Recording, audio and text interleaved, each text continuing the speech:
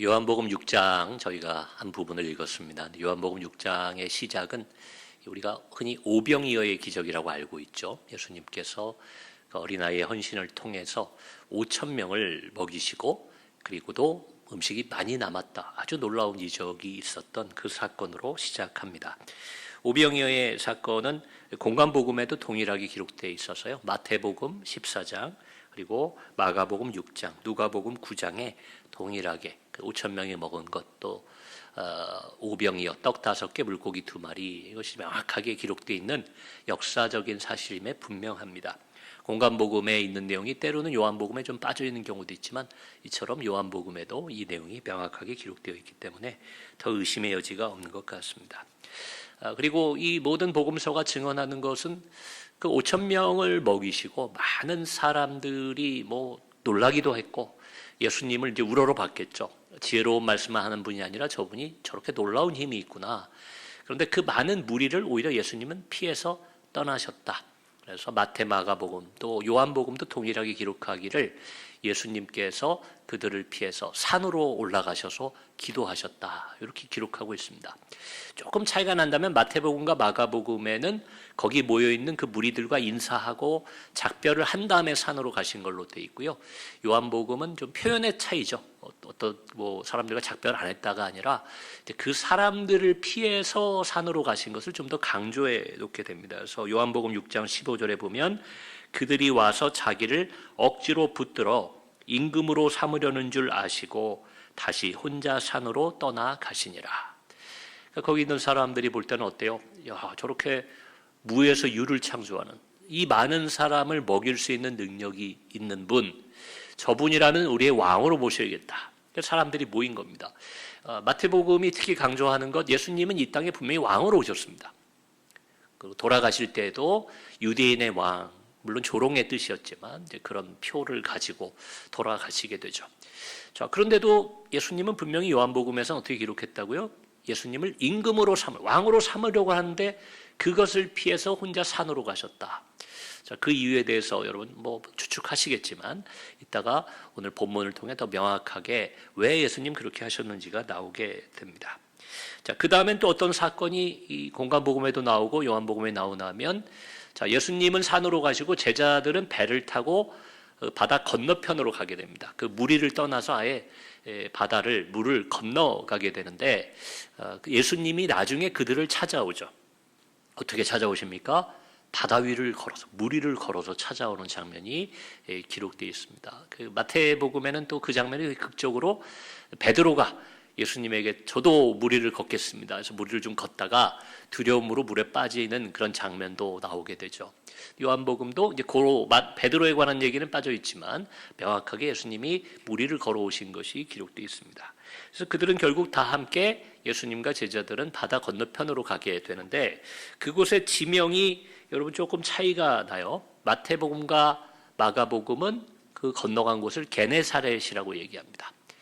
게네사렛이라는 곳으로 건너가서 그곳에서 예수님을 기다리고 있던 혹은 예수님을 알고 있던 사람들의 병을 다 치유해 주셨다. 그게 마태복음과 마가복음의 기록이에요. 근데 오늘 본문에 보시면 여러분 요한복음은 뭐라고 했나요? 가버나움으로 사람들이 찾아가는 걸로 나와요. 가버나움과 게네사렛은 서로 다른 이름의 동일 지역이 아닙니다. 다른 곳이에요. 건너편에 있는 다른 지역인데 여기에 대해서 여러분 중요한 건 아니지만 또 혹시나 궁금해하실까 봐 말씀드리면 여러 신학자들이 얘기할 때는 그 예수님이 제자들을 만나러 갈 때 공관복음에 보면 풍랑이 있었던 것을 기록하잖아요. 애초에 목표는 가버나움이었는데 어떻게 풍랑도 만나고 도착해서 보니까 거기가 게네사렛이었다. 이렇게 보는 입장이 신학적인 해석이 많이 있습니다. 그러니 그 도착한 장소로 기록했으면 게네사렛이 맞고 그리고 예수님이 간 곳을 쫓아가는 사람들 입장에서는 처음에 가버나움을 목표로 출발을 했겠죠. 그래서 이런 지명적인 차이가 있을 수 있다. 이거 명확하다기보다는 학자들의 해석입니다. 어찌됐건 중요한 건 예수님은 무리를 피해서 건너편으로 가셨고 그곳에서는 또 새롭게 병자들을 치유하셨다. 이걸 알 수 있는데 요한복음에만 기록되어 있는 내용이 있어요. 뭔가 하면 다음 날 아침이 돼서 그 오병이어의 기적을 경험했던 그 그 떡과 물고기를 먹었던 사람들이 예수님을 찾아서 딱 오니까요. 오늘 저희 읽은 본문 앞에 나옵니다. 그곳에 배 한 척이 없어진 거예요. 아무리 찾아도 예수님이 안 계세요. 그러니까 사람들이 생각할 때, 야, 건너편으로 가셨구나. 이 배가 없어진 걸 보니까. 한밤중에 배를 몰고 나간 사람은 없거든요. 그런데 배 한 척이 분명히 어제는 있던 것이 없어졌으니까 우리가 찾아가자. 그래서 많은 사람들이 예수님을 찾아오게 되고, 그게 오늘 본문에 나오죠. 25절, 바다 건너편에서 만나 랍비여 언제 여기 오셨나이까? 언제 이렇게 한밤중에 오셨어요? 하고 이제 물어보는 거예요. 자, 근데 예수님의 대답이 거기에 나오죠. 예수께서 대답하여 이르시되 26절입니다. 내가 진실로 진실로 너희에게 이르노니, 보통 이 진실로 진실로가 나오면 여러분 하나님의 가르침, 아주 중요한 가르침이 나올 때 이게 나오는데, 요 뒤에 내용은 좀 그런 게 아니에요. 좀 책망하는 것도 같고 듣는 사람을 좀 섭섭하게 만들 만한 얘기가 나와요. 너희가 나를 찾는 것은 표적을 본 까닭이 아니요 떡을 먹고 배부른 까닭이로다. 밥 먹고 맛있는 거 먹고 배불리 먹고 그것도 생각나서 나 찾아온 거 아니냐? 좀 민망하냐 이렇게 얘기하시는 거예요. 근데 좀 재밌는 표현이 표적을 본 까닭이 아니요라는 표현. 여러분 기억하셔야 돼요. 표적을 본 까닭이 아니요. 너희가 나 때문에 온 게 아니라 떡 때문에 왔구나 이렇게 얘기 안 하셨어요. 표적을 봤기 때문에 나를 온 것이 아니라 떡을 먹고 배불러서 나를 찾아왔다. 근데 여러분 그 떡을 먹은 게 표적 아닙니까? 표적 혹은 뭐 기적, 우리가 이런 거 증거 이런 걸 얘기할 때 눈에 보이는 것이어야 되잖아요. 그러면 그 표적을 봤으니까 아무것도 없던 혹은 그 작은 어린 아이의 작은 도시락이 그렇게 많은 사람을 먹이는 것을 본 것, 그것이 표적 아니겠습니까? 그걸 보고 찾아온 건데 표적 때문에 온 게 아니라 먹고 배불러서 왔다. 그게 그거 아닙니까? 우린 그런 생각할 것 같은데 예수님은 이렇게 말씀하셨다는 거예요. 그리고는 중요한 메시지, 아주 중요한 메시지를 27절에 얘기해 주십니다. 그건 크게 앞에 뒤 두 개로 나눌 수 있는 첫 번째로 썩을 양식을 위하여 일하지 말라 이렇게 얘기합니다. 썩을 양식은 뭘까요? 여러분 뭐 아시잖아요. 우리 교인들 이 정도는 다 아시죠. 썩을 양식은 뭐냐? 이 땅을 살아갈 때 필요한 양식입니다. 육의 생명을 위해 필요한 양식. 여러분 과거에는 이 양식이라는 말로 충분했는데 오늘날은 여러분 먹는 것만으로 얘기하는 것이 아닙니다. 과거에 저도 어릴 때 우리 부모님이나 어른들이 많이 썼던 표현이 있어요. 먹고 사는 문제가 제일 중요하다. 먹는 거. 집에 그래도 쌀이 있고 뭐 쌀이 없더라도 보리라도 있어야 여러분 살 수 있는 시기가 그렇게 오래되지 않았었습니다. 그래서 이때의 양식이라는 것은 단순히 우리 입에 들어가는 먹는 것만을 얘기하는 게 아니라 오늘날로 치면 이 땅을 살아가는데 필요한 모든 것들이겠죠. 뭐 돈도 필요하고 집도 필요하고 여러 가지 필요한 것들이 있습니다. 그 모든 것을 통틀어서 예수님은 썩을 양식, 나중에 천국 갈 때는 못 가지고 가는 거, 없어지는 거, 여러분 그것을 위하여 일하지 말라고 얘기했다는 겁니다. 그 다음에는 여러분 잘 아는 얘기죠. 영생하도록 있는 양식, 즉 영원한 양식이죠. 영원한 양식을 위해서 일하라. 바꿔 말하면 그 양식을 위한 삶을 살아라. 이렇게 얘기합니다. 그리고 끝에는 이 인자란 얘기가 나와요. 이 양식은 인자가 너희에게 주리니 예수님이 이걸 주신다는 거예요. 자, 이게 좀 이해가 안 된 그 사람들이 예수님께 계속 질문을 하니까 예수님 설명하신 게 33절에 나옵니다. 하나님의 떡은 그 앞에 비유를 두세요. 만나. 하늘에서 광야에 유대인들에게 내려주셨던 그 만나처럼 하늘에서 주어지는 것인데 생명을 주는 거다. 땅에서 거둬지는 것이 아니라 하늘에서 내려 생명을 주는 것이 하늘의 떡, 영원한 떡, 생명의 양식이다. 그 사람들이 예수님이 얘기하시니까 그 좋아 보이잖아요. 그러니까 그 떡을 주십시오. 근데 항상 우리에게 주소서 이렇게 얘기합니다. 일용할 양식 그런 것 같은 거죠. 그 항상 좀 그 떡을 주십시오. 오늘 먹고 내일 없으면 어떡합니까? 그때 예수님이 굉장히 신학적으로 중요한 말씀 하시죠. 나는 생명의 떡이니 내게 오는 자는 결코 줄이지 아니할 터이요 나를 믿는 자는 영원히 목마르지 아니하리라. 여러분 이 표현이 복음서에 보면 여러 군데 나와요. 우물가의 여인을 만났을 때도 이런 얘기를 하셨고, 그래서 예수님이 생명의 떡, 내가 떡이다. 그 떡을 좀 우리에게 주십시오 하니까 뭐라고요? 내가 그 떡이다. 내가 그 물이다. 늘 그렇게 얘기하셨던 것 우리는 기억하고 있습니다. 즉 이걸 바꿔 말하면 예수님을 통한 구원, 예수님만을 통한 영원한 생명이 우리에게 주어진다는 것을 예수님 분명히 말씀하셨다는 거. 나중에 신학자들이 해석한 내용이 아니라 예수님이 이렇게 말씀을 하신 거예요. 그러니까 여러분 이제는 아시겠죠. 예수님이 너희가 표적을 받기 때문에 온 것이 아니라, 표적은, 생명의 떡은 예수님이에요. 근데 그 예수님을 받기 때문에 예수님을 쫓아온 게 아니라, 예수님의 가르침 때문에 온 게 아니라, 예수님의 제자가 되기 위해 온 것이 아니라, 사람은 눈에 보이는 표적, 썩어지는 그 떡을 보고 예수님을 찾아왔다는 거예요. 너희가 그래서 온 걸 내가 알고, 그래서 나를 왕으로 삼으려는 걸 알았기 때문에 내가 너희를 떠난 것이다. 이렇게 말씀하셨다는 거예요. 여러분 신앙생활하면서 우리가 참 많이 듣는 얘기죠. 썩을 양식과 영원한 생명 중에 우리는 무엇을 위해 살아야 됩니까? 세상 사람들과 구분하기 위해서 이런 표현들을 목사님들이 과거에도 많이 썼는데요. 제가 한번 마음속으로만 한번 답변해 보세요. 여러분 썩을 양식을 위해 살아야겠습니까? 영원한 생명의 양식을 위해 살아야겠습니까? 마음속으로만 생각하세요. 또 괜히 서로 시험 들면 안 되니까. 근데 여러분 솔직히 제가 솔직히 얘기해요. 저 솔직한 목사잖아요. 둘 다 필요하죠. 둘 다 있어야죠. 예수님도 그 얘기 하셨잖아요. 제가 어떻게 보면 믿음이 약해서 그걸 그렇게 해석하는지 모르지만 예수님 분명 그렇게 말씀하셨습니다. 사람이 떡으로만 살 것이 아니요. 그렇게 말씀하셨잖아요. 떡이 없어도 된다는 뜻이 아니라고 저는 그게 들려요. 떡도 필요는 한데 그걸로만 사는 건 아니다. 이 땅을 사는 동안에 여러분, 이 땅에서 우리도 썩어질 몸으로 살아가는 동안에는 썩어질 양식이 필요합니다. 육의 양식이 필요하다는 거예요. 옷도 필요하고 오늘 먹을 것도 필요하고. 그래서 아마 최은영 권사님 일찍부터 제가 아침에 와보니까 주방에서 막 열심히 하시더라고요. 우리에게 육의 양식, 맛있는 음식, 그러나 분명한 건 그것은 썩어질 양식이에요. 죄송합니다. 최은영 권사님 열심히 준비해 주셨는데 제가 제 얘기가 아니라 예수님 표현이에요. 여러분 저는 그 말이 정확하다고 봐요. 우리가 썩은 걸 먹진 않아요. 아주 신선한 걸 먹지만 말이 좋아서 여러분 소화되고 배설된다 이렇게 얘기하는 거지, 우리 뱃속에 들어가 그게 썩어서 나오기 때문에 배설물에서는 악취가 나잖아요. 저희 어릴 때 그런 생각한 적이 있어요. 좀 음식 먹고 나올 때도 깨끗하게 나오면 좋을 텐데 왜 하나님 그렇게 만들었을까? 근데 그걸 통해서 우리가 배우는 것도 있는 것 같아요. 야, 내가 그렇게 예쁘고 화려하고 맛있는 음식을 먹었지만 하루 지나면 여러분 썩어져서 악취가 나는 것이 돼버리는 것. 우리 인생이 그런 거구나. 이 땅에서의 삶이. 바울이 어쩌면 그래서 내가 그렇게 귀중히 여겼던 것들을 예수님 만나고 보니까 배설물과도 같다.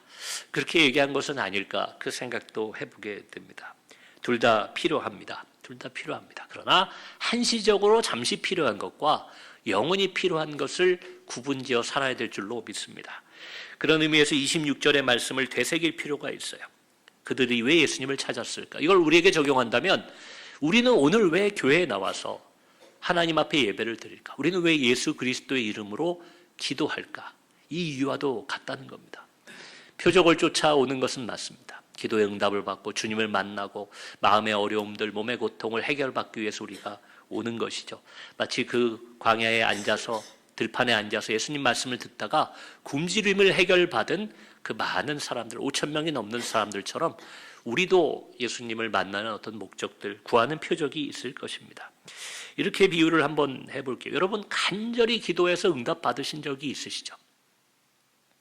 건강을 얻으신 분도 계시고, 학생들 입장에서 보면 입시에 성공하는 경우도 있어요. 취업이 되는 경우, 또 돈의 문제로 어려움을 겪었는데 돈의 문제가 해결되는 경우도 있습니다. 사업이 되는 경우도 있고요. 여러분 그런 응답이 주어졌을 때 우리는 기뻐합니다. 하나님께 감사합니다. 기도했기 때문에. 그리고 하나님 앞에 영광을 돌리고 때로는 간증합니다. 내가 하나님 앞에 기도하고 예배 열심히 드려서 이런 복을 받았다. 근데 한번 우리의 마음을 깊이 들여다볼 필요가 있다는 거예요. 하나님은 우리 중심을 보시니까 내가 정말 하나님의 응답 때문에, 하나님 때문에 지금 기뻐하고 있는 건지, 하나님이 주셨다고 말하지만 결국은 돈 때문에, 건강 때문에 기뻐하고 있는 것인지를 구분해서 한번 생각해 볼 필요가 있다는 거예요. 현실에서 사실은 이 두 가지는 그렇게 분리되는 것이 아닙니다.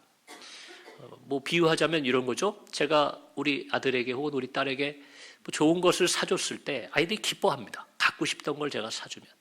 그러면서 말합니다. 아빠 감사합니다. 구분이 안 되죠. 이게 아빠 때문에 좋아하는 건지 요 선물 때문에 좋아하는 건지. 근데 그게 언제 드러나냐면 제가 그걸 못 사줄 때 애들이 우리 아빠는 별 볼 일 없어. 우리 아빠는 시시해. 이렇게 생각하는 자녀와 그렇지 않고 아빠 괜찮아요. 그래도 아빠가 있어서 내가 기쁘고 저는 아빠만 있으면 돼요. 이렇게 말하는 자녀가 있다고 생각해 보세요. 안타깝게 아직까지 우리 애들이 그 후자로 얘기해 주진 않는데 여러분 그걸 한번 생각해 보세요. 그때 구분이 되겠죠. 성경은 말합니다. 어려울 때, 고난이 올 때 믿음이 시험받는다. 바꿔 말하면 믿음이 드러난다는 거예요. 여러분 코로나가 우리에게 굉장히 어려운 시기였어요. 코로나 때 어떤 사람이 참 신앙인이었는지가 드러났다고 많은 목사님들이 얘기합니다. 코로나가 몇 년간 쓸고 지나가니까 전체적으로 보면 교인이 줄었어요. 한국교회. 교회에 출석하는 인원이 교회마다 다 줄었습니다. 코로나가 끝났는데도. 근데 저는 그걸 긍정적으로 보면 알곡과 가라지가 한번 이렇게 분류되는 시기였다. 하나님을 기뻐하는 사람과 하나님 무언가 주셨던 것을 기뻐하는 사람 사이에 좀 구별이 조금은 일어났던 것이 코로나가 아니었나 그 생각을 해보게 됩니다.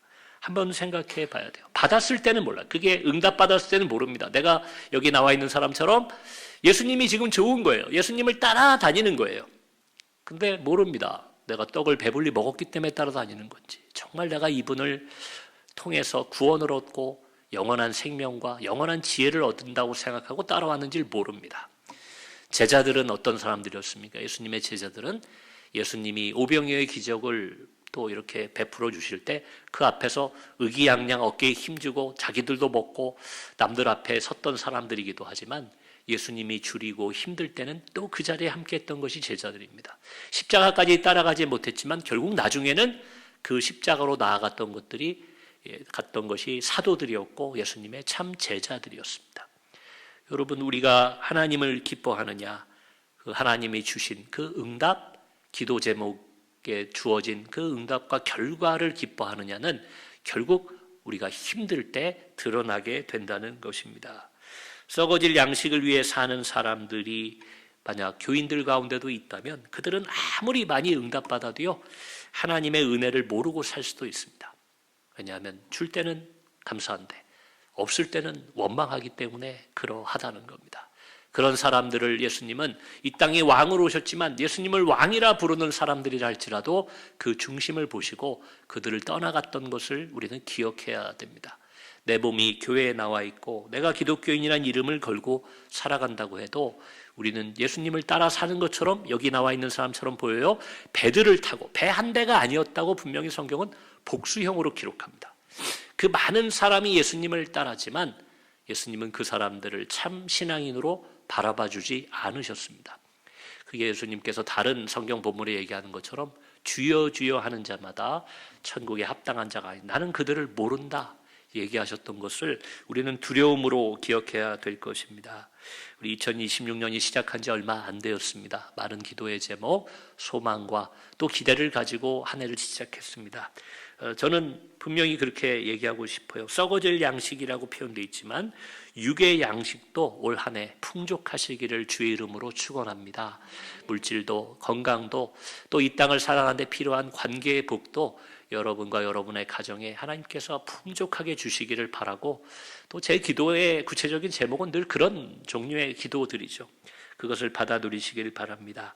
그러나 바라고 또 성경에 기대어 권면하기로는 영생의 양식, 썩어지지 않은 영원한 양식을 더 기뻐하시는 2026년이 되시기를 또 부탁을 드립니다.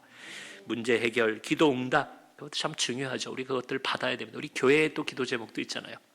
그러나 그 자체보다 그것도 기뻐하시고 우리가 그것을 통해 복을 누리겠지만 그 자체보다 그것을 우리에게 베풀어 주시고 우리를 사랑해 주시는 하나님 당신을 그 자체를 더 기뻐하고 더 감사하는 그러한 믿음의 삶을 사시기를 축원합니다.